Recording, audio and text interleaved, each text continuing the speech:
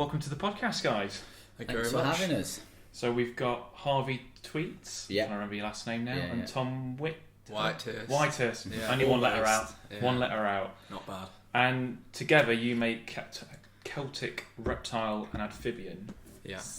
So quite a mouthful. It is, yeah. I mean, I struggled with the last letter there.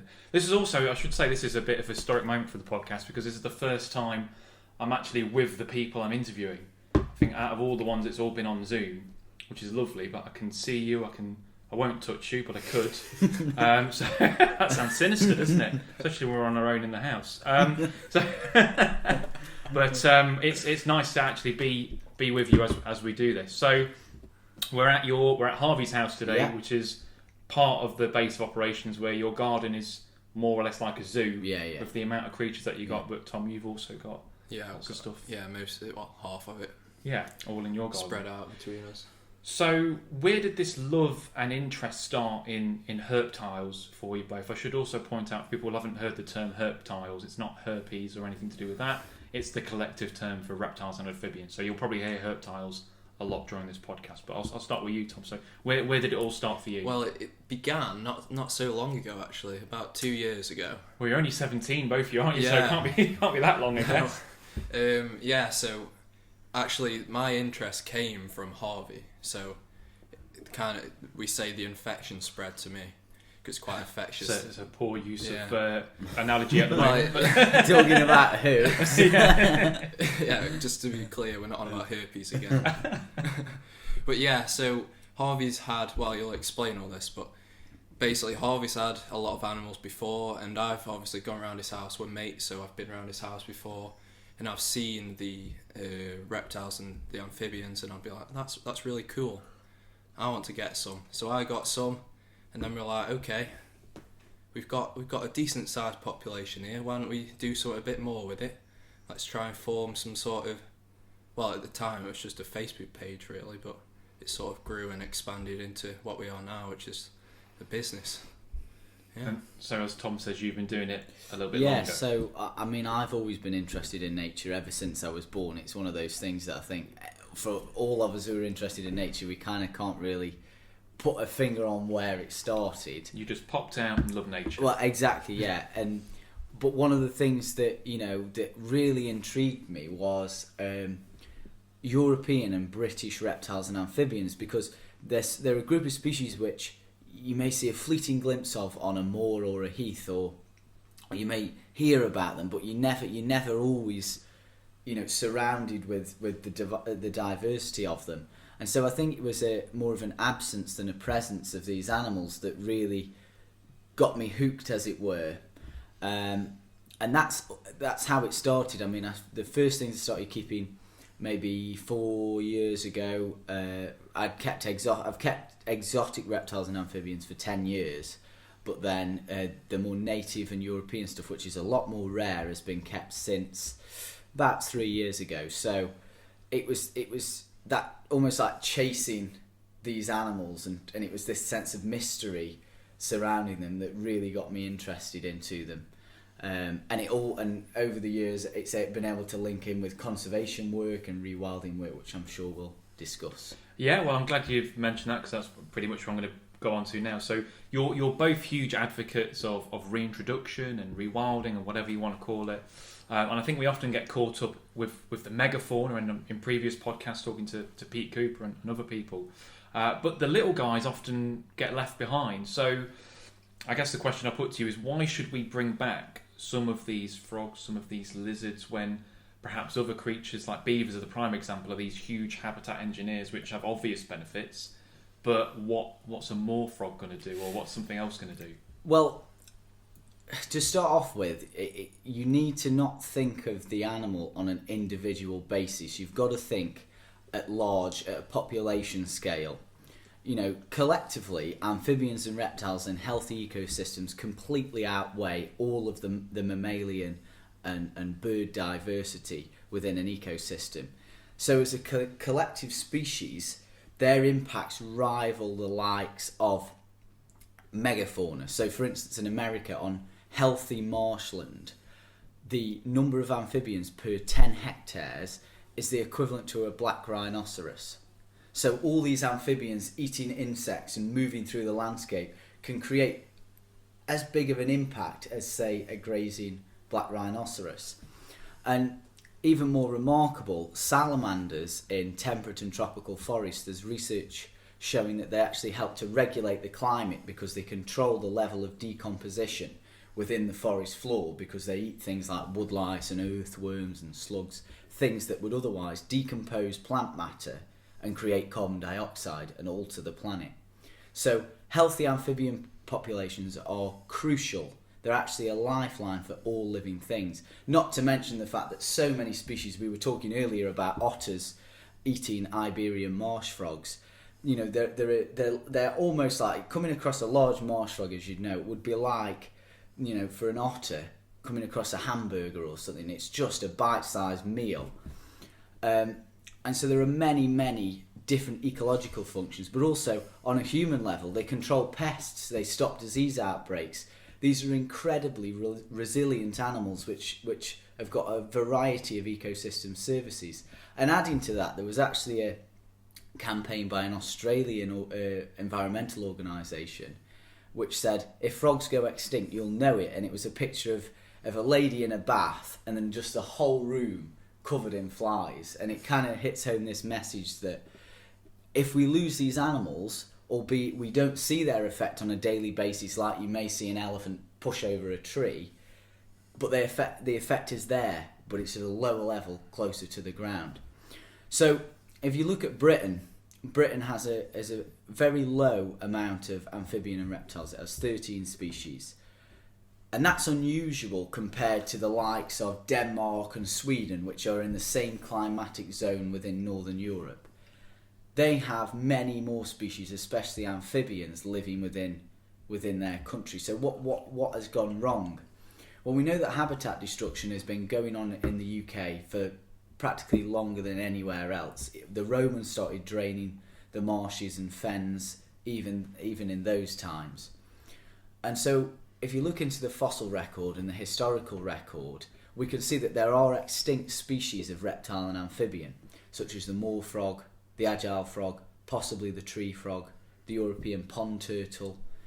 And so we need to think, if we want to have this incredible plethora of ecosystem services in the UK, we need to think about bringing these species back at large. And I should say, there is concerted effort now to bring back a variety of these species, which is really good, because we should not neglect these animals because some people think that they're scary or horrid. We've done enough persecution of this group of animals for too long. So it might surprise people that we did have pond turtles. We had turtles in the UK, and it's not concrete that we had tree frogs, but it's highly likely. Is that right? There's lots of historical evidence, and the problem is that the real no arguing evidence is if we find fossils. But if you go over to continental Europe, tree frog bones only make up 2 to 3% of all amphibian bones in the subfossil remains. So it's highly unlikely that we'd find a great many tree frog fossils. That being said, it goes with all the species. There is no concerted effort to actually go out and dig for these animals. If you're not going to look, you're not going to find. Exactly. A lot of these digs where we do find amphibian bones are because someone wants to excavate a boring Bronze Age fortification. So basically, you're saying "fuck time, team." Yeah. So yeah. So what would I'll start with you, Tom. What would be your dream species to bring back to the UK then? Ooh. Well, I know what Harvey's going to say, but I'm going to go with. Oh, it's a tough one. This is. Put you on the spot now, haven't I? Yeah. Well, I'll probably have to go with what I think Harvey's going to say, and that's the pond turtle. Yeah. And is that you go pond turtle as well? I think so. I think it's an emblem of conservation within Europe, at least. And to bring it back to the UK would be real. I think that would hit home this idea of holistic conservation that people are starting to push. This incorporation of the idea of rewilding, but also thinking about protecting species in a new way. And we were talking earlier about assisted migration, because one of the problems what may happen to the pond turtle is the southern range, it may go extinct due to skewed sex ratios so turtles in general, their eggs, the sex of the eggs, the juveniles, is determined by temperature. And as it gets warmer because of climate change in southern Europe, we will get more males than females most likely. And so the vast majority of these big populations in the south will go extinct. And some countries, not necessarily with the European pond turtle, but with other species, especially in Africa, they move megafauna about all the time. They do something called an assisted migration, which is where you reintroduce species to either former or new habitat to make sure that they survive into the future. And so, we may say, oh, well, the pond turtle went extinct due to natural causes or whatever. But I still think that if we want to conserve animals holistically, we should be looking at this way of maybe an assisted migration to the UK. Yeah, no, I think that makes sense. I mean, I'm a bit biased because I own a European pond turtle. So, I'd love to think that I'm go to my local nature reserve somewhere down the line, and there could be not some dirty, horrible red-eared slider, but a beautiful European pond turtle. If you've never seen them before as well, I highly recommend you Google photos of them. They've got these amazing yellow specklings. They look fantastic. Oh, absolutely amazing. They're not just some brown muddy looking thing. They are incredible. And I've said it before, no one hates turtles. I've yet to meet someone that doesn't like turtles. No, they're not. They're not high on the shit list for many people, are they? They aren't. They're quite. Yeah, They're quite. What do you call it? Not a keystone. Is it a keystone species? Like the panda is an emblem species. Or something. Something like that. Well, people can get behind a turtle, can't they? The Turtle Conservancy, who are a great organisation all about captive breeding turtles, say their motto is "Save turtles, save the planet." And the whole idea is no one hates a turtle, or very few. If you hate a turtle, go and check yourself in at the clinic, because who could hate? There is something wrong with you. You do not like turtles. And because turtles and tortoises have big habitat requirements, they're a grazing species.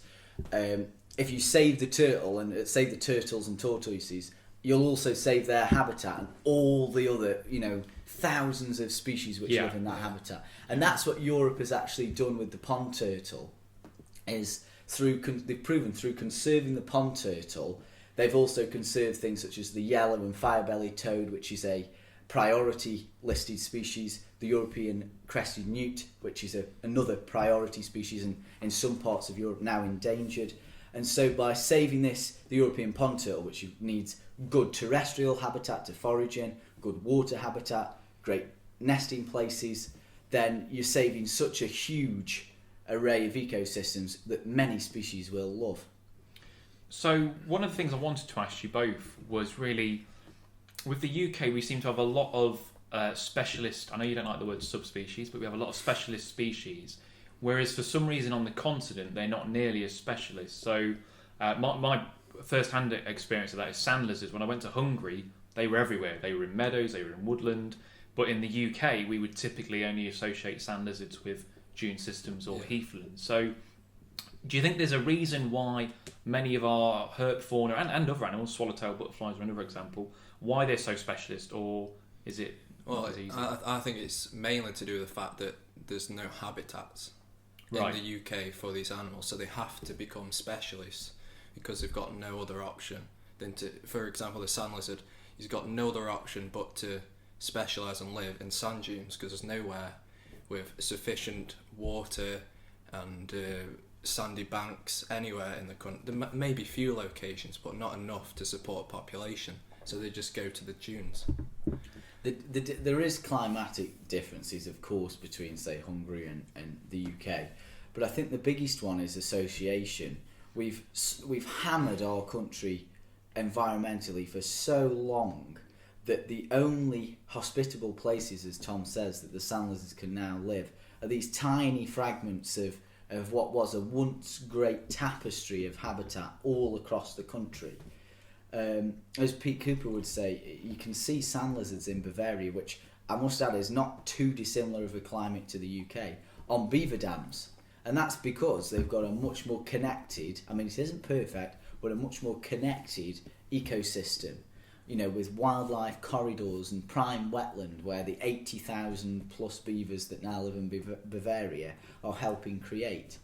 And as I say, the reason why the pond turtle went extinct is probably because we ate it, but also because of habitat loss. I know, eating a turtle, I mean... It's already in a bowl, really, Yeah. isn't it? You didn't need to do much, would you? Well, we say that, but, you know, the massive problems that Asia are facing with Chinese medicine, traditional medicine and things like that. Turtles, you know, are going extinct all over Asia now. So it's not hard to believe that, you know, in Europe in the medieval times, people would also... Well, we know they ate lizards as well. Well, yeah, Eyed exactly. lizards, especially in Spain, and they still do. Yeah, yeah.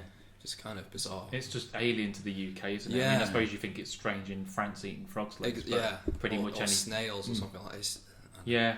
Maybe we're a bit sheltered here in the UK, but...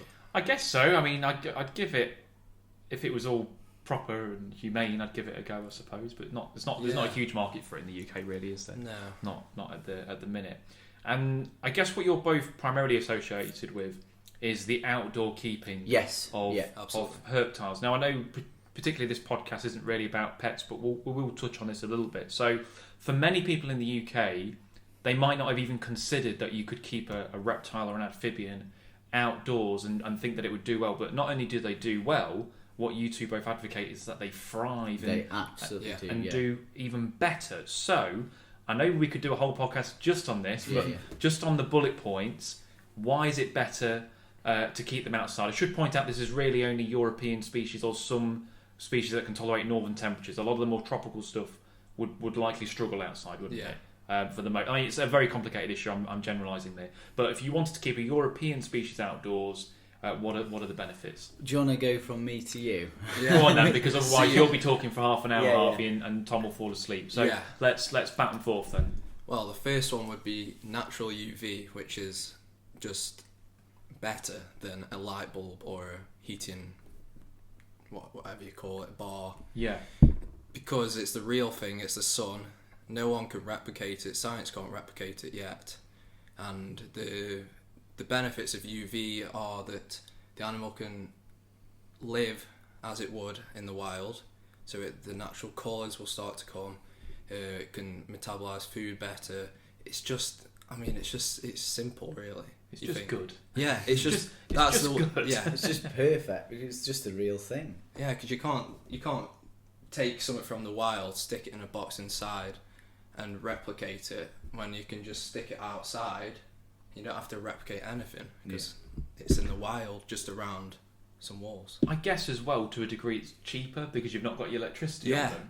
I don't know how much you'd save from it, but you'd save some money, wouldn't you? Yeah, people often think it's quite a big ordeal to keep stuff outside, but literally it's the same. You just need you can even go bigger with the enclosures because people tend to have more room outside, and it's cheaper. You don't have to buy these lights and these bulbs, and it just makes sense.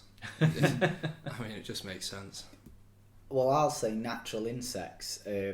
Of course, if you're keeping them outside, you'll get populations of all sorts of insects in the enclosure, of which will help enhance the colour of your animal and provide a diet which it's evolved to eat over millions of years.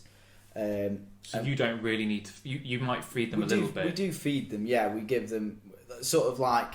If you think... sort of the carbs we provide, and then the salad around the sides is the wood lice and sour cream or whatever. Yeah, okay. And but yeah, no, natural insects are great, and we provide habitat. So maybe a log pile in there, some rotting leaves, and that just brings in the insects, as well as planting native wildflowers, which bring in butterflies and whatever, and the lizards will run after them. And then this lovely little butterfly gets absolutely nailed by the lizard. Yeah, I don't make the rules of it. It's the same. They got to eat, haven't they? They got to eat. Yeah. Well, I touched on this, but I'd say a big one is more space. I did mention that, but people often have their reptiles in their bedrooms, and from experience, you know that it just gets crowded and cramped, and you don't really want to wake up in a space which smells of reptiles. I don't know if people have had that problem before, but I had a gecko at my uni. I mean, I might have just been a smelly student anyway, but my room did funk, and I think the gecko didn't particularly help. Maybe, probably me as well, but the gecko didn't help. And leading on to that, airflow. I mean, if you're outdoors, there's a constant jet stream, and what we've learned recently about the coronavirus is you're going to way more likely get infected if there's some form of airflow. And so the enclosures clear out the smell, but also they stop the spread of disease, also due to the fact that they're more spaced out, so they're less likely to transmit. And on that air, there's been some research showing that pollen in the air lands on different surfaces in the enclosures, and the animals eat the insects that are covered in the pollen, and that is like a super supplement for the animals, which obviously you can't get indoors. And as you've seen today, Jack, the incredible colours of these animals are just unrivaled, only other by the real thing in the wild. And that's one thing that I think if we're talking about keeping outdoors, it literally is wild simulation down to a T. And it's also, I'll just add another one on, it's just more ethical, full making it stop. hard for me now. well, I'm not after this one. It's just more ethical, full stop. And we should always be pushing for welfare and pushing for conservation. And outdoor keeping really does tick that box. So you'd argue, I don't know if happy is the right word, but you think they're happier outdoors? I would say so. Yeah, I would say so. Happy's... it's probably not the right way to describe it. But for, they're more comfortable. Yeah. That would be a good word, yeah. Okay. Yeah. They're not sat there with a grin, but you know what I mean. They look more at one with the environment than indoors. Well, I mean, I can't remember if I've discussed this in a podcast before, but I used to, like both of you, when I was, I sound like an old man now, when I was your age, when I was, I think at 11, when I started keeping reptiles and amphibians, and I leopard geckos and bearded dragons and you name it, a whole menagerie, but they were all indoors. Went to uni, I couldn't take them all with me, and then I largely forgot about it, and then I got in touch with you, both of you. Was it a year ago or a year ago? Not been long, really. I feel like I've known you for years, but it's not. It's not been years. And that made me, seeing how you both did it really opened my eyes, and I thought, you know what, I could probably keep animals again in this way, and to the point now where I've gotten out. You came and built. I was going to say I didn't help. I started to watch, but you helped build an outdoor enclosure for me, and I've got 5 or 6 different species now, and if I do go away for a week or two, I know they're absolutely fine because they're getting everything they need. I haven't got to, someone might chuck a bit of food in, but for the most part, they're happy and they're safe. And I love that, and it's a joy keeping them. So it's kind of, you've put me in the deep end. Every time I come round here, I always joke, I come home with a new animal. You're like, here you go, Jack, take this. I'm like, all right, then got something under my arm. So I love it, and I think it's great what you both do. So I'm going to end on this last question, which is, what would be your dream species? Doesn't necessarily have to be European. It could be anything to keep. You had a dream species of reptile or amphibian to keep. I'll say what mine would be first, if you two can think of one. I don't know how the practicalities of it would be, but a Komodo dragon would be pretty good, wouldn't it? Cool. Keep it on maybe like a lead, just outside the front house, and then if anyone sorted you out. But no, it'd be a dream. But if you had like a huge enclosure and somewhere to keep it, that would be bonkers, wouldn't it? I've seen them at London Zoo, and they are just, primordial looking creatures. So that would be crazy. I don't know the practicality. Probably would eat my dog, wouldn't it? But it would be amazing. But yeah, what would be your dream species, Tom? Oh, yeah. Are you still thinking? I'm still. All right, we'll pass the ball to. Go on then. We'll pass the ball to Harvey then. I would love to keep Gallotia Goliath, which is, and recently I've stolen Tom's. I just thought of that. Which is a recently extinct species of Gran Canary giant lizard. I've heard of these. Yes. Okay. How big were they then? These were about 1 meter, 10, really? 20, wow. Huge, massive things. Are they Lacerta? Yeah, they are. Lacertidae, yeah. That's a big. So what's that eating? Mice and that, stuff? Rodents? All sorts. Well, mainly vegetarian. Children? Mainly vegetarian. Oh, okay. But they were sort of omnivorous with birds' eggs. So that's island gigantism, isn't it? Yeah. And the lizard for Europe. It went extinct recently, only about when the conquistadors discovered the Canaries. And is that food again? They ate them, or? I think a mixture of the fact that they're ginormous, so they're easy to catch. Yeah, okay. There is a closely related species, which is Galotia stenheini, which is only like 20 centimetres shorter, so there's still a giant one knocking about. But I think having an extinct species... Yeah. There's actually remains that have been found, maybe with viable DNA, so... Who knows? Jurassic. Maybe. Have you cooked one? Yeah, I've thought of one. The European chameleon. Oh, that's a good one. Okay. Which again, people may not realise that we have chameleons in Europe. Yeah, we do. Well, to be honest, I didn't realise until a year back. And just stunning creature. And you can keep them outside in a greenhouse. So that would be alright in the UK in a greenhouse. Yeah. So hopefully we might be able to. So that's one. I mean, you probably do well to get the one you wanted, Harvey. But you might. Yeah, it's definitely something we can look into. I mean, they're rare in captivity. Very rare. Jack saw one at Cotswold Wildlife Park. I did. Yeah, I did see them. They're not huge, are they? They're not like the Jackson's chameleons. How big was it? Oh, maybe the size of my hand, like the body. Yeah. Tiny. I mean, it might have been. I don't actually know how big they. I don't think they're a big chameleon. No, they don't get very big. They're not. I mean, they're not like interesting, which is not a nice word. They're more of just a green chameleon, but the fact that they could live outside would be really interesting in a greenhouse. One of my friends is from Cyprus and he sees them in his garden. Oh wow. He gets occasionally he'll get them, see them nomming on a praying mantis or something like that, so they are pretty cool. Well, any excuse to talk about reptiles and amphibians with you guys is it's just a normal day in the office for us. Yeah, you'd be sat around this table talking about it anyway if I wasn't here, would you? No, yeah. I would definitely check out Harvey and Tom's work. So it's Celtic. Well, I'll let you do the spiel. What if people want to see what you're doing? I would go to our website, which is celticreptileamphibian.co.uk, and I'd also go to our Instagram, which hopefully is in the description. Is there a description maybe? There is, but I'm not going to put any links to your stuff because I don't like you that much. So I'll mention you, but I'm not going to leave any links. And our Facebook and importantly our YouTube, where we post weekly videos about the goings on of keeping these incredible animals. So stay tuned. Yeah. You're very well media trained. You'll be saying that a lot over the years, I'm sure. Well, look, boys, thanks for coming on the podcast. It's been a pleasure. Thank you very much, Jack. Thank you. Cheers.